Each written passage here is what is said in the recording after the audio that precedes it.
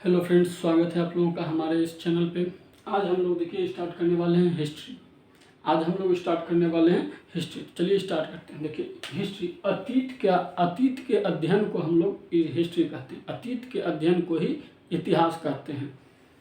इतिहास के जो जनक हैं वो हेरोडोटस। इतिहास के जनक हेरोडोटस को कहा जाता है। इतिहास के जनक हेरोडोटस को कहा जाता है। अब देखिए इतिहास को हम लोग 3 भागों में बांट करके पढ़ते हैं। इतिहास को हम लोग 3 भागों में बांट करके पढ़ते हैं। पहला प्राग ऐतिहासिक काल, जिसे हम लोग प्री हिस्ट्री भी कहते हैं, प्री हिस्टोरिक पीरियड। उसके बाद आद्य ऐतिहासिक काल, जिसे हम लोग प्रोटो हिस्टोरिकल पीरियड भी कहते हैं। उसके बाद ऐतिहासिक काल, जिसमें हमारा ये हिस्ट्री आता है। ठीक है। अब देखिए हिस्ट्री को पढ़ने का 2 तरीका है। हिस्ट्री को हम लोग 2 तरीके से पढ़ते हैं। एक तो पुरातात्विक अवशेषों के आधार पर, और दूसरा जो है लिखित अवशेषों के आधार पर, लिखित जो साक्ष्य मिले हैं उसके आधार पर।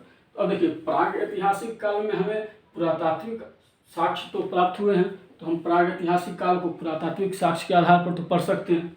उसके बाद आद्य ऐतिहासिक काल में भी हमें पुरातात्विक साक्ष्य प्राप्त हुए हैं, तो आद्य ऐतिहासिक काल को भी हम लोग पुरातात्विक साक्ष्य के आधार पर पढ़ सकते हैं। उसके बाद ऐतिहासिक काल के भी हमें पुरातात्विक साक्ष्य देखने को मिले हैं, तो इसके ऐतिहासिक काल को भी हम लोग पुरातात्विक साक्ष्य के आधार पर पढ़ सकते हैं। अब दूसरा है लिखित आधार पर। देखिए प्राग ऐतिहासिक काल में कोई लिखित साक्ष्य नहीं मिला है। प्राग ऐतिहासिक काल में कोई लिखित साक्ष्य मिला ही नहीं है। अब जब इसमें कुछ लिखा हुआ हमें मिला ही नहीं है तो हम इसे पढ़ना नहीं पड़ेगा। जब इसमें कुछ लिखा हुआ ही नहीं मिला है तो हम पढ़ेंगे क्या। दूसरा है आद्य ऐतिहासिक काल। आद्य ऐतिहासिक काल में हमें लिखा हुआ तो मिला है, लेकिन ऐसा न लिखा गया है कि पढ़ ये नहीं पाया है अभी तक कोई। ऐसा न उसे लिखा गया है कि अभी तक कोई इसे पढ़ ही नहीं पाया है, तो इसे भी हम लिखित आधार पर नहीं पढ़ सकते हैं। तीसरा है ऐतिहासिक काल। इस कालखंड में हमें लिखा हुआ भी मिला है और इसे हम पढ़ भी सकते हैं। ऐतिहासिक काल में हमें लिखित स्रोत भी प्राप्त हुए हैं और हम उसे पढ़ भी सकते हैं। इतिहास का वैसा कालखंड जिसका कोई लिखित स्रोत नहीं प्राप्त हुआ है उसे हम प्राग ऐतिहासिक काल कहते हैं। इतिहास का वैसा कालखंड जिसका लिखित प्रमाण तो मिला है लेकिन उसे पढ़ा नहीं जा सका है उसे हम लोग आद्य ऐतिहासिक काल कहते हैं। इतिहास का वैसा कालखंड जिसमें लिखित भी साक्ष्य प्राप्त है और पढ़ा भी जा सका है उसे हम लोग इतिहास कहते हैं। ठीक है। अब देखिए प्राग ऐतिहासिक काल में हमें पढ़ना क्या है। प्राग ऐतिहासिक काल में मेनली हम पढ़ते हैं पाषाण काल के बारे में। पाषाण काल के बारे में, इस समय में पत्थरों के द्वारा ही मानव का जीवन चलता था। पत्थर के सहारे ही मानव जीवन चलता था, तो इसलिए इसे पाषाण काल कहा गया है। अब देखिए आद्य ऐतिहासिक काल। आद्य ऐतिहासिक काल में देखिए इसका लिखित स्रोत तो प्राप्त हुआ है लेकिन पढ़ा नहीं जा सका है। ऐसा एक ही कालखंड है जिसका लिखित स्रोत प्राप्त है और उसे पढ़ा नहीं जा सका है, वह है सिंधु सभ्यता। तो आद्य ऐतिहासिक काल में हम लोग सिंधु सभ्यता के बारे में पढ़ेंगे। और उसके बाद ऐतिहासिक काल, इसमें हम लोग पढ़ेंगे सिंधु सभ्यता के बाद वैदिक काल से लेकर के अभी तक का, यानी वैदिक काल से लेकर के मध्यकालीन भारत, आधुनिक भारत और समकालीन भारत, ये सब जो आ जाएंगे ये सब होंगे इस ऐतिहासिक कालखंड में ये आ जाएंगे। ठीक है। अब देखिए हम लोग इसे पढ़ना स्टार्ट करते हैं। सबसे पहले हम लोग इसमें पढ़ते हैं प्राग ऐतिहासिक काल को। ठीक है। तो सबसे पहले प्राग ऐतिहासिक काल, यानी इसे पाषाण काल भी कहते हैं, स्टोन एज। अब इस पाषाण काल को 4 कालखंडों में बांटा गया है, 4 भाग में बांटा गया है। इस पाषाण काल को 4 भागों में बांटा गया है। कौन कौन? तो पुरा पाषाण काल, मध्य पाषाण काल, नव पाषाण काल और ताम्र पाषाण काल। इस 4 भाग में इस पाषाण काल को बांटा गया है। ठीक है। अब देखिए पूरा पाषाण काल का जो समय था वह था 25 लाख ईस्वी पूर्व से लेकर के 12,000 ईस्वी पूर्व तक में, यानी मानव का जो जीवन शुरू हुआ था वो लगभग 25 लाख वर्ष पूर्व मानव का जीवन शुरू हो गया था। तो 25 लाख ईस्वी पूर्व से लेकर के 12,000 ईस्वी पूर्व तक मानव ने पूरा पाषाण काल में अपना समय बिताया, यानी सबसे अधिक किसी कालखंड में मानव ने जीवन बिताया है तो वह है पूरा पाषाण काल। यह क्वेश्चन भी आपसे पूछा जा सकता है कि किस कालखंड में मानव ने सबसे अधिक जीवन बिताया, तो वह होगा पूरा पाषाण काल। ठीक है। उसके बाद देखिए मध्य पाषाण काल। मध्य पाषाण काल का जो समय था वह 12,000 ईस्वी पूर्व से लेकर के 5,000 ईस्वी पूर्व तक का था।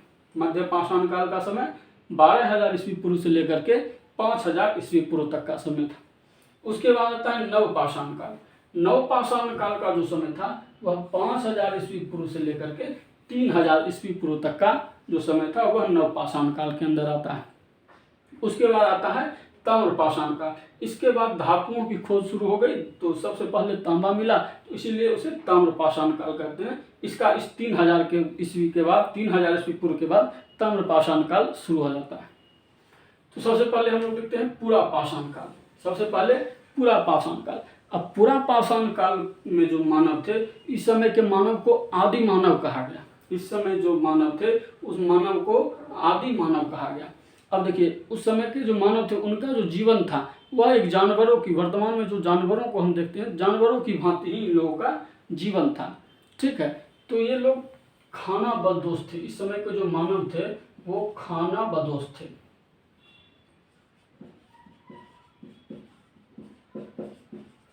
इस समय के जो मानव थे वो खाना बदोश थे। अब देखिए, सबसे पहले जो मानव आए, सबसे पहले मानव अफ्रीका महाद्वीप में आए। सबसे पहले जो मानव आए वह अफ्रीका महाद्वीप में आए।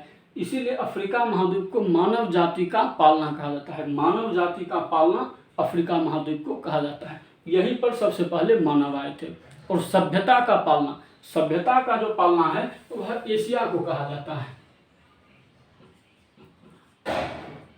एशिया महाद्वीप को सभ्यता का पालना कहा जाता है, लेकिन मानव जाति का पालना अफ्रीका को कहा जाता है। अब इस समय के जो मानव थे वह मानव खाना बदोश थे। ठीक है, अब ये खाद्य संग्राहक थे।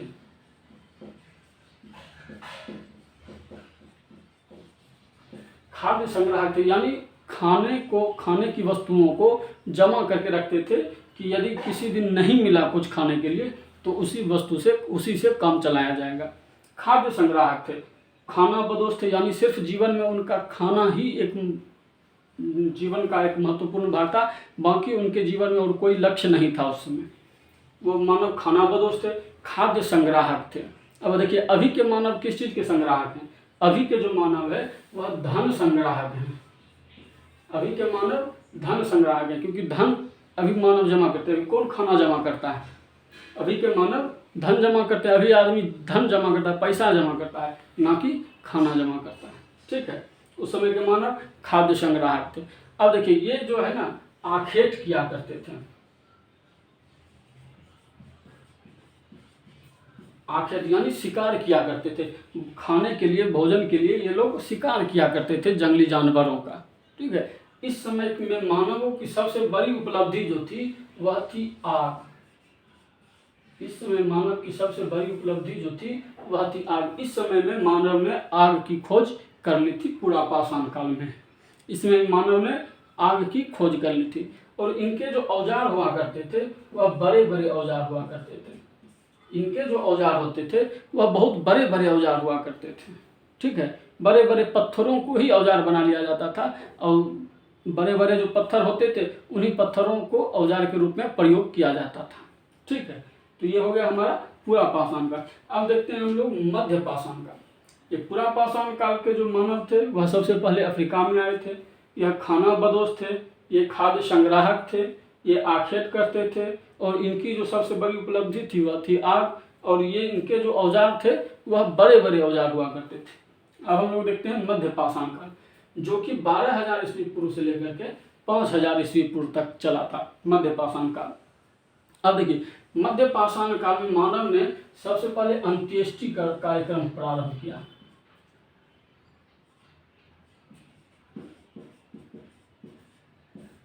अंत्येष्टि कार्यक्रम प्रारंभ किया यानी मरने के बाद जलाने और दफनाने की प्रक्रिया जो प्रारंभ हुई वह मध्य पाषाण काल से ही प्रारंभ हो गई थी। यहीं पर मानवों ने अंत्येष्टि कार्यक्रम करना प्रारंभ किया था मध्य पाषाण काल में।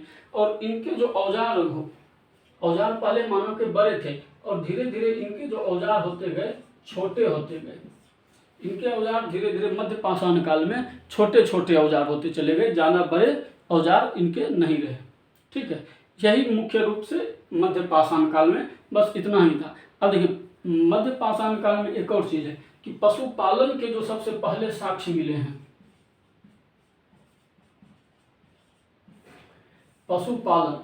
पशुपालन के जो सबसे पहले साक्ष्य मिले हैं वह मध्य पाषाण काल में मिले हैं, वह मध्य पाषाण काल में मिले हैं, जो कि आदमगढ़ नाम का एक जगह है। आदमगढ़ में मानव के द्वारा पशुपालन के पहले साक्ष्य मिले हैं, जो कि मध्य पाषाण काल के हैं। उसके बाद हम लोग देखते हैं नवपाषाण काल। नवपाषाण काल का जो समय था 5000 से लेकर के 3000 ईस्वी पूर्व तक का था। नवपाषाण काल का जो समय था वह 5000 ईस्वी पूर्व से लेकर के 3000 ईस्वी पूर्व तक का था। इस समय में देखिए मानव ने कृषि कार्य प्रारंभ कर दिया था।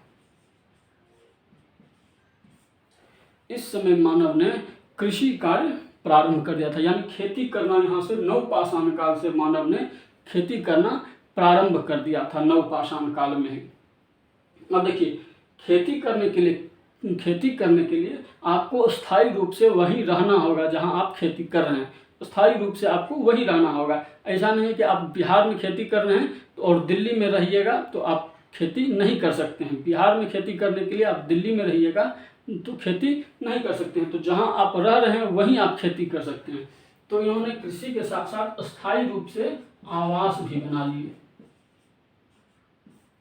यहाँ इन्होंने आवास बनाया और आवास बनाने के बाद इन्होंने पशु जानवरों को पालना सीखा। यहाँ पर मैं सबसे पहले इन लोगों ने कुत्ते को पालतू बनाया, कुत्ता को पालतू बनाया था। ठीक है, अब देखिए कृषि से संबंधित कुछ महत्वपूर्ण। कृषि जो प्रारंभ हुई थी वह लगभग 7000 ईसा पूर्व से प्रारंभ हुई थी। कृषि जो प्रारंभ हुई थी वह लगभग 7000 ईस्वी पूर्व प्रारंभ हुई थी। अब देखिए यहाँ कंफ्यूज होइएगा कि 5000 ईस्वी पूर्व नवपाषाण काल प्रारंभ हो रहा है और कृषि यहाँ तो 7000 ईस्वी पूर्व से ही चली। देखिए एक ही समय में दो कालखंड बीतते रहते हैं, एक समय में दो कालखंड बीतते रहते हैं। जैसे आप देखिएगा बिहार में ही कई गांव हैं जहां अभी विकास बहुत धीमी गति से चल रहा है, और वहीं देखिएगा पटना के बारे में देखिएगा, पटना और किसी गांव का कंपैरिजन कीजिएगा तो देखिएगा पटना बहुत आगे चल रहा है और कोई ग्रामीण क्षेत्र जो है वह भी बहुत पीछे चल रहा है। तो इसी तरह कुछ कालखंड आगे निकल जाते हैं तो कुछ पीछे रह जाते हैं। तो इसी तरह कृषि जो है लगभग 7000 ईस्वी पूर्व से ही प्रारंभ हुई थी, लेकिन व्यवस्थित ढंग से हमें देखने को मिली है 5000 ईस्वी पूर्व के बाद से। ठीक है, अब ये जो कृषि पहले हुई थी, यह कृषि हुई थी मेहरगढ़ में। ये कृषि जो हुई थी मेहरगढ़ में हुई थी, जो कि पाकिस्तान में पड़ता है। पाकिस्तान का एक क्षेत्र है मेहरगढ़। यहाँ पर सबसे पहली बार कृषि के साक्ष्य देखे गए हैं, जो कि 7000 ईस्वी पूर्व के हैं। ये मेहरगढ़ कहाँ है? तो यह है सुलेमान और किरथर पहाड़ियों के बीच। सुलेमान और किरथर पहाड़ियों के बीच है, पाकिस्तान का क्षेत्र है मेहरगढ़। यहाँ पर सबसे पहले कृषि के साक्ष्य देखे गए हैं, जो कि 7000 ईस्वी पूर्व के हैं। ठीक है, अब देखिए कृषि में सबसे पहले इन लोगों ने जौ और गेहूं की कृषि की।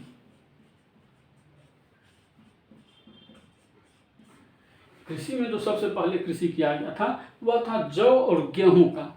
जौ और गेहूं का सबसे पहले कृषि किया गया था। अब खेती किया गया था। अब देखिए खेती करने के बाद उस सामान को पहले लोग हाथों में ही ले जाया करते थे, हाथ में ही ऐसे करके लेके लिए और लेके जाके रखते थे। तो धीरे धीरे इन लोगों ने मिट्टी का एक प्लेट टाइप का बनाया, प्लेट। फिर उसी को और ऊंचा करते गए तो एक घड़ा के तरह इसका निर्माण किया। यानी उस समय उन लोगों ने एक मनके का निर्माण किया था, मनका बनाया था। मनका कहा जाता है, मिट्टी के बर्तन को ही मनका कहा जाता है। ठीक है, और मिट्टी के बर्तन को ही मनका कहा जाता है। तो मनके का जो आविष्कार हुआ था, बना था, तो वह नवपाषाण काल में ही मनका का पहली बार प्रयोग किया गया था। ठीक है, अब देखिए मनका का प्रयोग, इसी के साथ साथ इन लोगों ने लाने और ले जाने के लिए पहिए का भी आविष्कार किया। इसी समय मिट्टी के पहिए का ही आविष्कार किया। पहिए का आविष्कार किया जो कि मिट्टी का ही था। पहिए का आविष्कार इसी समय में मानव ने किया था, पहिए का आविष्कार। अब ये हो गया हमारा नवपाषाण काल। नवपाषाण काल का जो समय है 5000 से 3000 ईस्वी पूर्व, इसमें मानव ने सबसे पहले कृषि करना प्रारंभ किया। कृषि के साथ साथ अपना आवास बनाया। आवास के साथ साथ इन्होंने कुत्ते को पालतू बनाया। उसके बाद मनका बनाया जो कि मिट्टी का एक बर्तन था। उसके बाद पहिया का आविष्कार किया जो कि मिट्टी का ही पहिया था।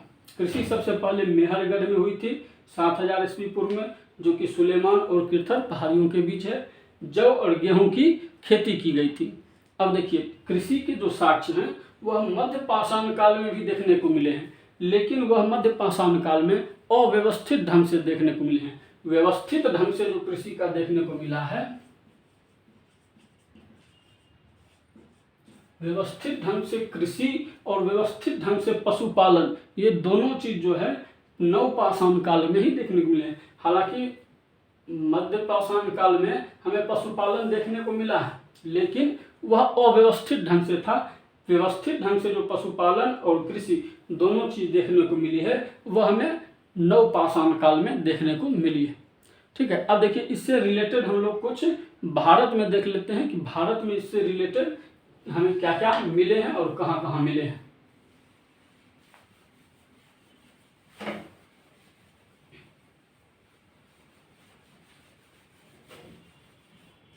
देखिए, भारत में जो सबसे पहला जगह मिला है वह मद्रास में मिला है। मद्रास का एक जगह है पल्लवरन। मद्रास का एक जगह है पल्लवरन। मद्रास का एक जगह है पल्लवरन, जहां से हमें मानव कंकाल मिले हैं।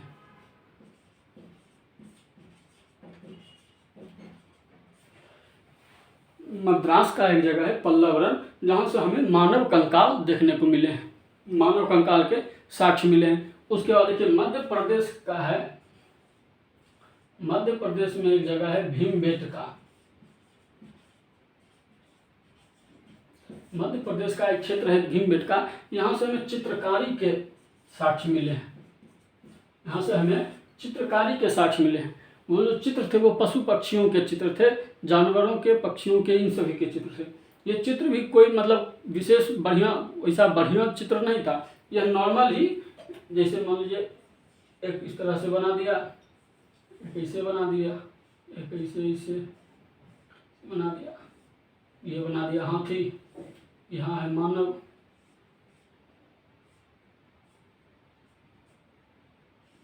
हमने ये भाला दे दिया। मतलब यह चित्र जो है जैसे तैसे, मतलब एक बच्चा, छोटा बच्चा जो बनाता है उसी तरह का चित्र देखने को मिला है। यह कोई व्यवस्थित ढंग से बढ़िया सुंदर चित्रकारी नहीं देखने को मिली है। यह इस चीज को दर्शाता है कि इस समय के जो मानव थे, कला में भी रुचि इस समय मानव की होने लगी थी। मानव की जो रुचि है कला में, इस समय से ही, पूरा हमारे पाषाण काल से ही मानव की रुचि कला में होने लगी है। यह जो मध्य प्रदेश का भीमबेटका है, यह रायसेन जिला में है। यह है रायसेन जिला में। ठीक है, अब देखिए, उसके बाद हमारे बिहार से भी कुछ चीज मिले हैं। बिहार से भी,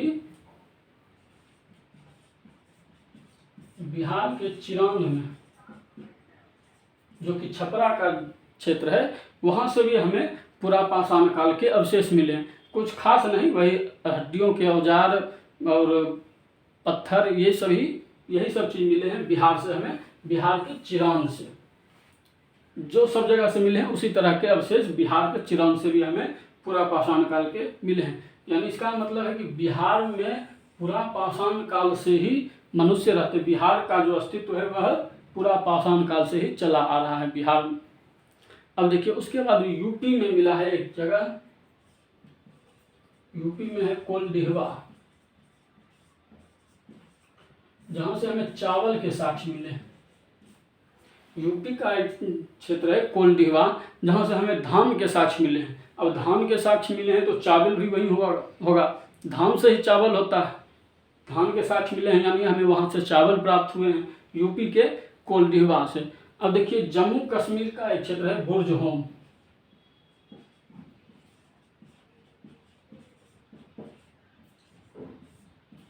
जम्मू कश्मीर का एक क्षेत्र है बुर्ज होम, जहाँ से हमें गर्तावास मिले हैं, यानी गड्ढे टाइप का मिला है, उसमें रहने का जो जगह होता है, गर्ता से गड्ढे में जो घर होते हैं उस तरह के देखने को मिले हैं। अब इस समय में पाषाण काल के समय में तो बढ़िया से घर तो मिलेगा नहीं, जिस तरह भी देखते होंगे आप लोग कुत्ते को कि जब भी बैठता है ठंड के समय में तो थोड़ा सा मिट्टी हटा करके हल्का गड्ढा करके तब बैठता है, उसी तरह का क्षेत्र मिला है जहाँ की गड्ढा कर के और उसी के अंदर लोग रहते थे, गड्ढा करके उसी गड्ढे के अंदर लोग रहते थे। और चूँकि जम्मू कश्मीर का जो क्षेत्र है बहुत ठंड का क्षेत्र है, यहाँ ठंड पड़ती रहती है अधिक, तो यहाँ लोग गड्ढे में रहते थे और ऊपर से जब घास फूस डाल दिए तो अंदर हवा नहीं जाती थी, जब भी हवा चलती है तो वह सामान अंदर चलती है, ऐसा कि नहीं है कि ऊपर से चले और गड्ढा देखा गड्ढा में घुस करके तब चलेगी, हवा जो है वह समानांतर चलती है। और जब ये लोग गड्ढे में गड्ढा करके उसके अंदर रहते थे तो हवाएं को नहीं लगती थी, जिसके कारण ये लोग ठंड से बचते थे। तो जम्मू कश्मीर के बुर्ज होम में हमें गर्तावास देखने को मिला है।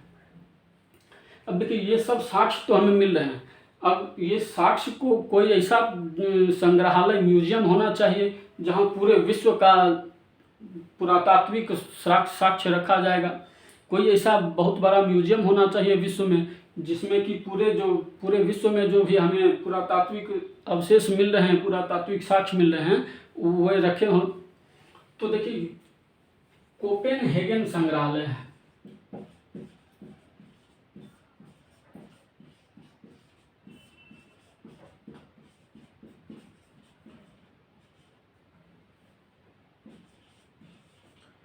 कोपेनहेगन संग्रहालय है, यह जो है विश्व का सबसे बड़ा संग्रहालय है जो कि डेनमार्क में है।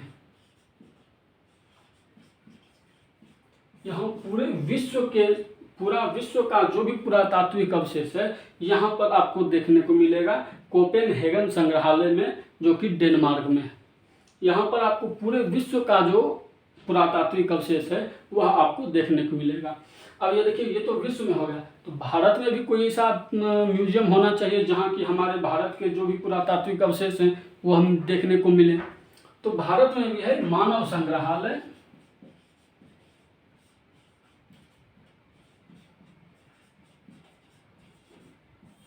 भारत में भी है मानव संग्रहालय जो कि भोपाल में है। इसका नाम अब बदल करके इंदिरा गांधी मानव संग्रहालय कर दिया गया है।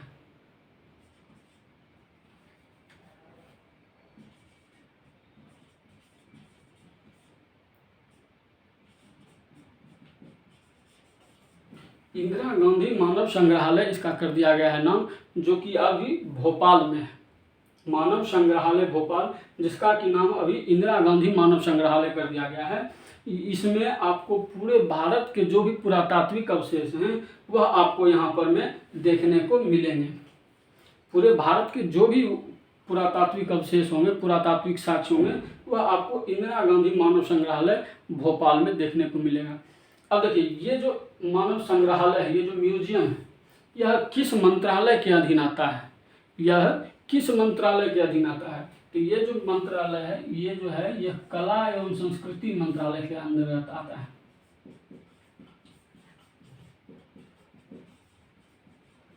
ये जो है संग्रहालय म्यूजियम यह कला एवं संस्कृति मंत्रालय के अंतर्गत आता है। ठीक है, अब ये तो देख लिए हम लोगों ने, देख लिया पूरा प्राग ऐतिहासिक काल को पूरा देख लिया। अब देखिए पुरातात्विक स्रोत के आधार पर हम लोगों ने इसे देखा है। अब पूरे विश्व में कोई तो होंगे जिन्होंने इसका पता लगाया होगा, पुरातत्व की खोज की होगी, जिसके आधार पर उन्होंने कहा कि प्रागैतिहासिक काल में ऐसे ऐसे कालखंड थे। कोई तो होंगे पूरे विश्व के पुरातात्विद, तो पूरे विश्व के जो पुरातात्विक थे वो थे जॉन ब्रूस।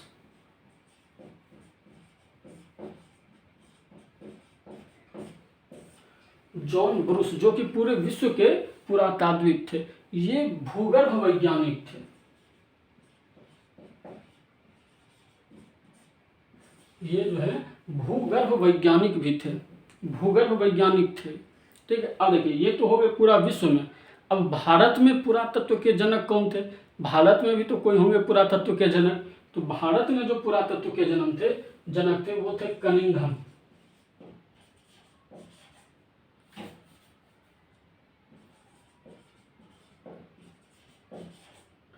भारत में जो पुरातत्व के जनक थे वो थे कनिंघम। ठीक है, तो आज हम लोगों ने देख लिया पूरा पाषाण काल, प्राग ऐतिहासिक काल के तीनों काल के। अब देखिए ये बच गया ताम्र पाषाण काल। ये जो ताम्र पाषाण काल है, इस समय में मानव ने तांबे की खोज करनी थी। तांबे की खोज इस कालखंड में हो गई थी। तो तांबे की खोज से मानव का जो जीवन था वह बहुत धीरे धीरे आसान होने लगा। इनके औजार और अधिक छोटे होते चले गए। अब तांबे के औजार होते थे और तांबे और पत्थर को मिला करके भी औजार बनाए जाते थे। जैसे मान लीजिए हथौड़ा बना गया, तो हथौड़ा बना लिए पत्थर का और उसका जो डंटी है वह डंटी बनाया तांबे का। तो इस कालखंड के बाद धीरे धीरे मानव का जो जीवन है वह आसान होते चला गया। अब देखिए यही ताम्र पाषाण काल के विकास, इसी के विकास के स्वरूप में, इसी का जो धीरे धीरे विकास होते गया, इसी विकास के स्वरूप में हमें सिंधु घाटी सभ्यता देखने को मिलती है। इसी के विकास के स्वरूप में, इसी का जो विकास होते गया तो धीरे धीरे हम बढ़ते बढ़ते एक सभ्यता बनी जिसे हम लोग सिंधु सभ्यता कहते हैं, जिसे हम लोग कल के वीडियो में देखेंगे। ठीक है, आज हम लोगों ने देख लिया पूरा प्राग ऐतिहासिक काल। ठीक है, कल के वीडियो में हम लोग देखेंगे आदि ऐतिहासिक काल यानी सिंधु सभ्यता। ठीक है, उम्मीद करते हैं आप लोगों को यह वीडियो पसंद आया होगा। धन्यवाद।